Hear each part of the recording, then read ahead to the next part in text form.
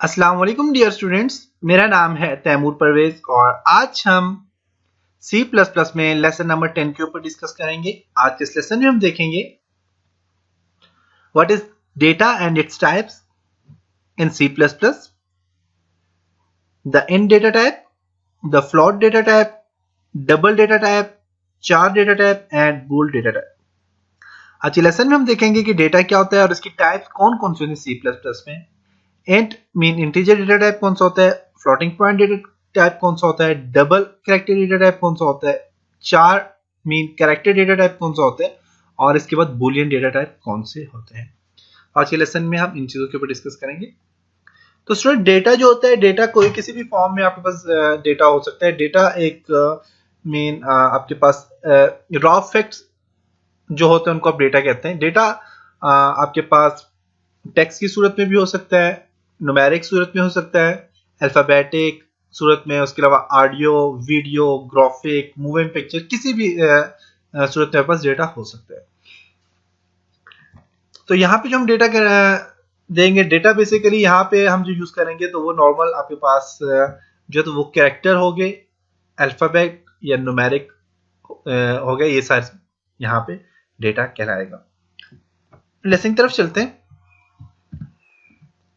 Data types in C++। Data types in C++ में कह रहा है कि वेरिएबल वो वैल्यू होती है जिसको आप चेंज कर सकते हैं, अपनी मर्जी से आप चेंज कर सकते हैं, उसको वेरिएबल कहते हैं। कह रहा है the variable type specifies the types of data that can be store in it.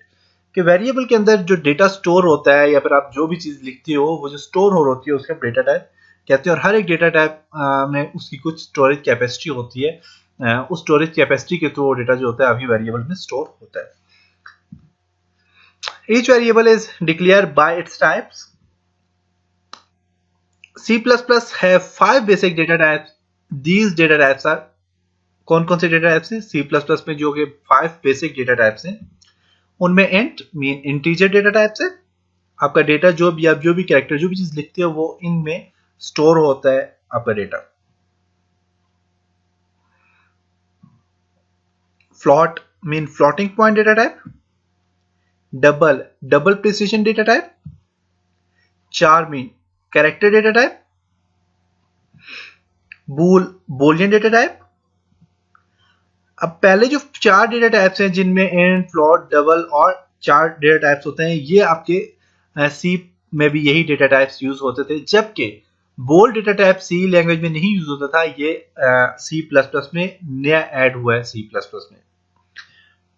Okay, int data type क्या होता है? इंट जो होता है ये रिप्रेजेंट करता है इंटीजर को, इंटीजर डेटा टाइप को रिप्रेजेंट करता है। और इंट डेटा टाइप जो होता है ये वेरिएबल को डिक्लेयर करने के लिए यूज किया जाता है। इंट डेटा टाइप जो होता है इसमें होल नंबर होते हैं, जैसे कि आपका जिसमें फ्रैक्शन और डेसिमल दोनों पॉइंट से दोनों नंबर आ सकते हैं। फॉर एग्जांपल 601, 250, -6, 501, कोई भी आप नंबर दे दो, 11, 12, 13, 14, ये सारे के सारे जितने भी इंटीजर है इनको आप इंट डेटा टाइप कहते हैं। इसमें होल नंबर आते हैं। The range of value that can be stored in int data types variable depends upon the computer system being used in MS-DOS, and integer type variable take 2 bytes in the memory. कह रहे कि आपका जो data types होता है ये आपके system पे आपके ये जो डेटा टाइप है ये आप की जो स्टोरेज कैपेसिटी होती है उस पर डिपेंड करता है, और ये डिपेंड करता है कि आप कौन सा वेरिएबल या कौन सी टाइप्स का आप डेटा चूज कर रहे हैं। क्योंकि इन टाइप में भी डिफरेंट टाइप्स हैं जिनमें इसकी भी स्टोरेज कैपेसिटी में 3 डिफरेंट स्टोरेज कैपेसिटी आती है, वो हम आगे डिस्कस करेंगे। तो उस लिहाज से आपका डेटा टाइप जो होता है, कहते हैं the range of value that can be store in int data type variable depends upon the computer system. यह एक तो आपके कंप्यूटर सिस्टम के ऊपर डिपेंड करता है कि आप being used in MS-DOS and integer type variable takes 2 bytes in a memory।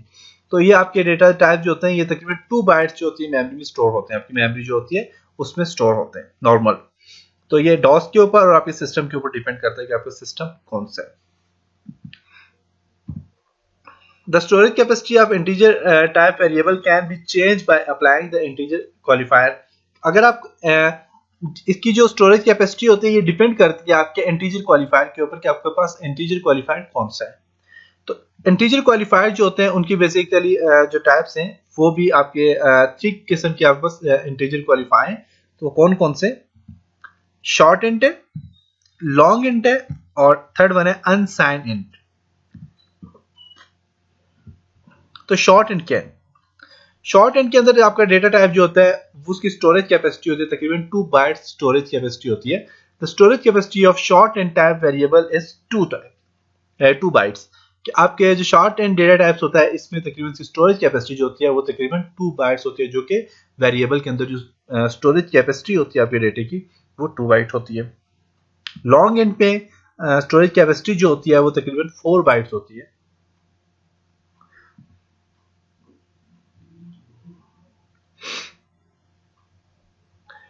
The unsigned जो हमारे पास इंटीजर होता है इसकी जो स्टोरेज कैपेसिटी होती है ये तकरीबन आपके जो the unsigned int can store only positive whole number, सिर्फ पॉजिटिव होल नंबर को स्टोर करता है। Its storage capacity is 2 byte. इसकी स्टोरेज कैपेसिटी तकरीबन 2 बाइट होती है और ये पॉजिटिव होल नंबर पे को स्टोर करता है सिर्फ। फ्लोट डेटा टाइप जो होता है, फ्लोटिंग पॉइंट या फ्लोट डेटा टाइप जो होता है ये बेसिकली आपका जो होता है कहता है द फ्लोट रिप्रेजेंट रियल और floating type data. The real type data is represent in decimal और expansion notation. Float types data may be signed, for example 23, 26, 16, 21, 0.56, 9.87। तो फ्लोट डेटा टाइप में आप जो होते हैं आप डेसिमल नंबर भी यूज कर सकते हैं जिसमें पॉइंट आ जाते हैं, वो नंबर भी यूज कर सकते हैं और इसके अलावा आपके रियल नंबर जितने भी होते हैं आप वो भी यूज कर सकते हैं। और फ्लोट टाइप डेटा टाइप जो होता है इसकी स्टोरेज जो कैपेसिटी होती है ये तकरीबन 4 बाइट होती है। ये 4 बाइट डेटे को स्टोर करता है। ये तकरीबन 4 बाइट्स को आपके डेटे को स्टोर करता है। इसकी जो मजीद जो इसकी कैटेगरीज हैं वो है लॉन्ग फ्लोट डेटा टाइप है। Long float type data type जो होता है ये आपके पास होता है the storage capacity of long float type variable is twice the storage capacity of float type variables. तकरीबन इसकी जो होती है लॉन्ग फ्लोट डेटा टाइप जो होता है इसकी स्टोरेज कैपेसिटी तकरीबन जो फ्लोट डेटा टाइप होता है इससे डबल होती है, दुगनी होती है और इसकी स्टोरेज कैपेसिटी होती है 8 बाइट। क्योंकि आपके जो आपका जो फ्लोट डेटा टाइप है इसकी तकरीबन 4 बाइट स्टोरेज कैपेसिटी है, जबकि लॉन्ग फ्लोट डेटा टाइप की जो स्टोरेज कैपेसिटी है वो 8 बाइट तक स्टोरेज कैपेसिटी है। डबल डेटा टाइप जो होता है ये भी आपका रियल या होर इसमें भी तकरीबन ये भी जो डेटा होता है द डबल इज रियल और फ्लोटिंग टाइप डेटा, ये भी डबल या रियल फ्लोटिंग टाइप डेटा इसको कहते हैं। और इसकी स्टोरेज कैपेसिटी होती है वो तकरीबन कह रहा है कि it's storage capacity is twice the capacity of float data type. जो फ्लोट डेटा टाइप होता है उससे तकरीबन इसकी कैपेसिटी भी दुगनी होती है। It is use to store large real value, ये रियल वैल्यू को स्टोर करने की यूज होता है और इसकी जो स्टोरेज कैपेसिटी होती है तकरीबन 8 बाइट तक स्टोरेज कैपेसिटी इसकी होती है। लॉन्ग डबल डेटा टाइप जो होता है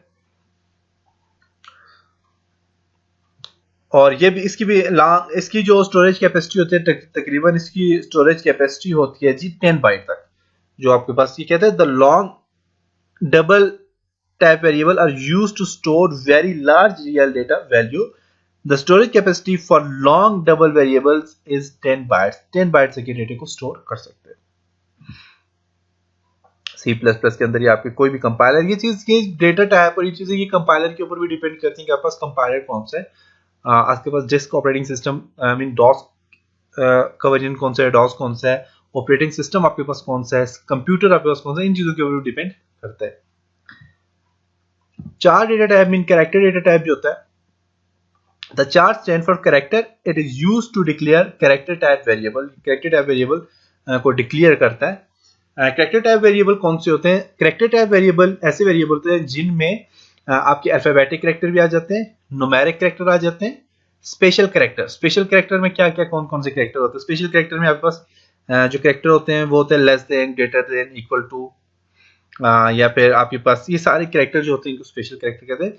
और ये जो 4 डेटा टाइप है, मीन कैरेक्टर डेटा टाइप है, ये इन चीजों को स्टोर करता है। न्यूमेरिक डिजिट को स्टोर करता है, स्पेशल कैरेक्टर को स्टोर करता है, अल्फाबेटिक कैरेक्टर वगैरह को स्टोर करता है। और इसकी जो स्टोरेज कैपेसिटी होती है वो तकरीबन 8 बिट या फिर 1 बाइट तक होती है। 8 बिट से ही 1 बाइट बनता है।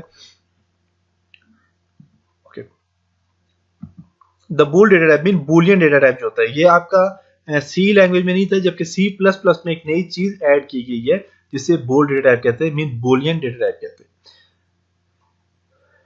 और ये जो बूलियन डेटा टाइप होता है ये बेसिकली लॉजिकल टाइप वेरिएबल्स होते हैं। और ये लॉजिकल वेरिएबल जो होते हैं ये तकरीबन 2 वैल्यू जो होती हैं जिनमें 2 वैल्यू को आपस में कंपेयर करने के लिए यूज करता है, या फिर 2 वैल्यू को 2 वैल्यू को स्टोर करने के लिए यूज करता है। तो जो 2 वैल्यू होती है उनमें एक फॉल्स होती है, एक ट्रू होती है, मीन दोनों को कंपेयर करने के लिए।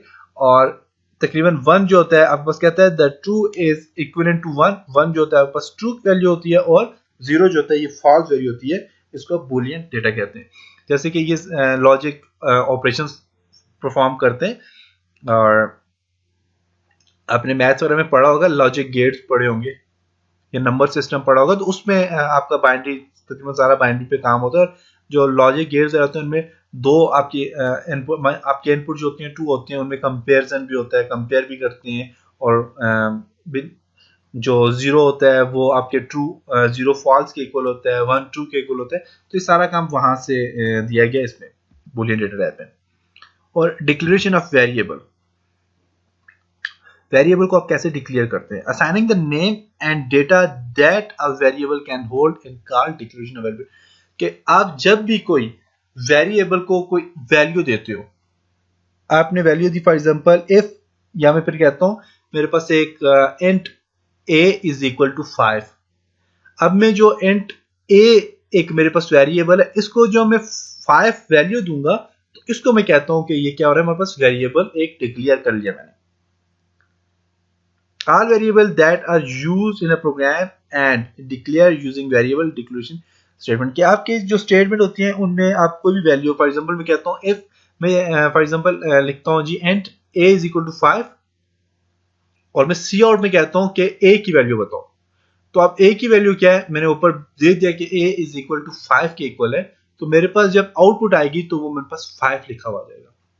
तो ये जब हम प्रोग्रामिंग करेंगे तो आपको क्लियर समझ आ जाएगा डिक्लेयर ऑफ वेरिएबल को कैसे करते हैं। हमें सारा का सारा काम जितना भी करना है अपनी प्रोग्रामिंग में वो वेरिएबल्स के ऊपर हमने काम करना है। जितना काम होता है ज्यादातर जो काम होता है वो वेरिएबल्स की होता है, और आपकी बॉडी या फिर आपके जो स्टेटमेंट होती है उसके अंदर जितना भी काम हो रहा है वो वेरिएबल के ऊपर होता है। तो सारा काम हम उसी पे करेंगे। और इससे पहले भी हमने जितना काम किया इसी के ऊपर हमने काम किया, वेरिएबल के ऊपर, जिसमें हमने बेसिक कैलकुलेटर वगैरह डिजाइन किया। ये सारी चीजें हमने वेरिएबल से, उसमें हमने वेरिएबल डिक्लेयर किए थे। तो ये था जी आज का लेसन। उम्मीद है कि आपको यहाँ तक समझ आया होगा। इंशाल्लाह नेक्स्ट लेसन में मिलेंगे, तब तक अपना बहुत सारा ख्याल रखिएगा, अपनी दुआ में याद रखिएगा। खुदा हाफिज।